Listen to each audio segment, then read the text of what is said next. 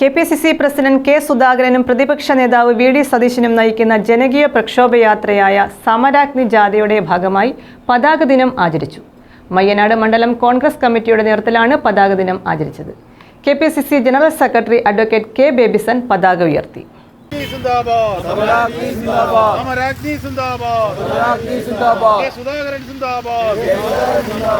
മയ്യനാട് മണ്ഡലം Congress committee president advocate അജിത്തിന്റെ അധ്യക്ഷതയിലായിരുന്നു പതാക ദിനാചരണം നടന്നത്.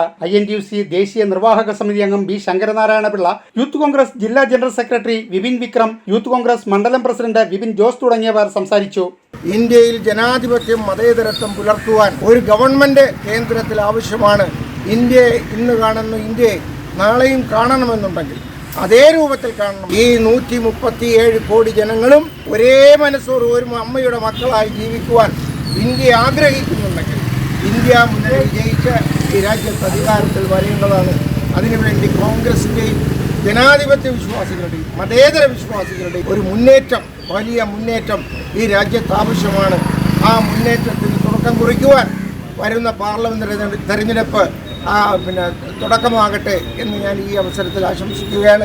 News bureau, Kottiyam.